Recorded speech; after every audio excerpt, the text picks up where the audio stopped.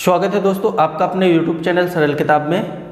आज हम लोग इंजीनियरिंग मैकेनिक्स के अंतर्गत देखेंगे कि principle of transmissibility of forces किसे कहते हैं, मतलब बलों के स्थानांतरणशीलता का सिद्धांत क्या होता है। यह सिद्धांत इंजीनियरिंग मैकेनिक्स के अंतर्गत बहुत ज़्यादा इम्पॉर्टेंट है, बहुत ज़्यादा अहम अपनी भूमिका रखता है, क्योंकि जब आप लोग इंजीनियरिंग मैकेनिक्स के क्वेश्चन सॉल्व करेंगे तो किसी भी फोर्स को एक जगह से दूसरी जगह शिफ्ट करने की ज़रूरत पड़ती है, तो हम किसी भी फोर्स को एक स्थान से दूसरे स्थान तक किस तरीके से शिफ्ट करते हैं, उस फोर्स की शिफ्टिंग के लिए जो रूल यूज होता है वह रूल आपका ट्रांसमिसिबिलिटी ऑफ फोर्सेस बताता है कि किसी भी फोर्स को कैसे शिफ्ट किया जाता है। तो वीडियो को लास्ट तक जरूर देखिएगा।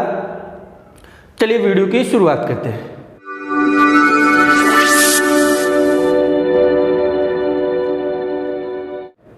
देखिए, जो आपका बलों की स्थानांतरणशीलता का सिद्धांत है वह यह कहता है कि यदि कोई बॉडी है, क्लियर है, और मैंने आपको पहले ही बताया है कि इंजीनियरिंग मैकेनिक्स के अंतर्गत हम लोग अनडिफॉर्मेबल बॉडी का अध्ययन करते हैं, क्लियर है। अब देखिए, किसी भी बॉडी पर अगर कोई एक फोर्स लग रहा है, क्लियर है, अगर किसी बॉडी पर कोई एक फोर्स लग रहा है तो इसका पॉइंट ऑफ एप्लीकेशन यहाँ पर ये हुआ, ठीक। अगर इसी फोर्स F को जो लाइन ऑफ एक्शन है, लाइन ऑफ एक्शन इसकी ये होगी, ऐसे जाएगी, इस फोर्स की लाइन ऑफ एक्शन यह होगी। जिन लोगों को line of action, point of application, जिन लोगों ने यह वीडियो नहीं देखा है उन लोगों के लिए वीडियो की लिंक ऊपर आई बटन में और वीडियो के डिस्क्रिप्शन में है, आप लोग जाके देख सकते हैं। तो अब देखिए, जो ये है इसको हम लोग क्या बोलेंगे, line of action, line of action, clear. अगर इस फोर्स को इसकी लाइन ऑफ एक्शन पर आगे या फिर पीछे शिफ्ट किया जाए, आगे या पीछे शिफ्ट किया जाए, लेकिन हमें ध्यान में यह रखना है कि जो फोर्स है उसका ना तो मैग्नीट्यूड चेंज हो और ना ही फोर्स की डायरेक्शन चेंज हो, क्लियर है। तो इस फोर्स को उसकी लाइन ऑफ एक्शन पर आगे या पीछे कहीं पर भी शिफ्ट किया जा सकता है। जैसे यह बॉडी में इस पॉइंट O पर यह फोर्स एक्ट कर रहा था। अब हम क्या करें, इसकी लाइन ऑफ एक्शन पर फोर्स को आगे इधर शिफ्ट कर दें।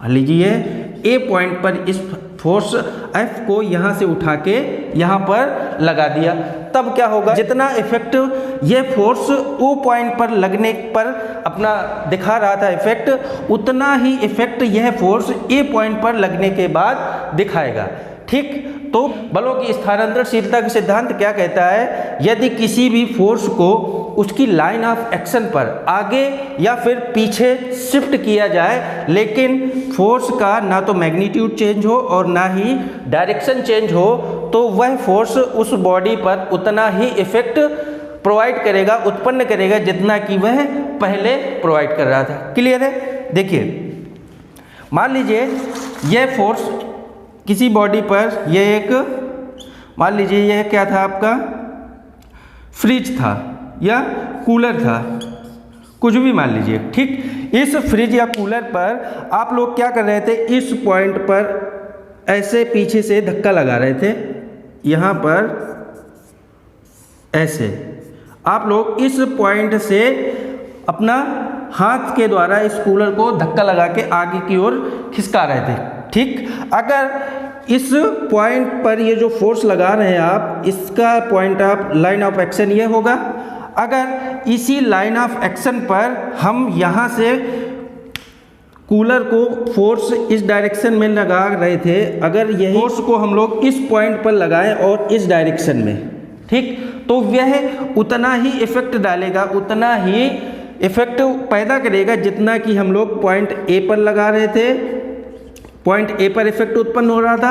अब हम अगर इस पॉइंट ए पर ना लगा के इस पॉइंट बी पर लगाएं तब भी यह फोर्स उतना ही इफेक्ट पैदा करेगा। यही आपका बलों की स्थानांतरणशीलता का सिद्धांत कहता है। तो उम्मीद करता हूँ यह आपका जो बलों की स्थानांतरणशीलता का सिद्धांत था क्लियर हुआ होगा। इसका आगे आप लोगों के मैकेनिक्स के जब आप लोग क्वेश्चन सॉल्व करेंगे तो बहुत ज़्यादा यूज है। कैसे यूज है मैं बताता हूँ।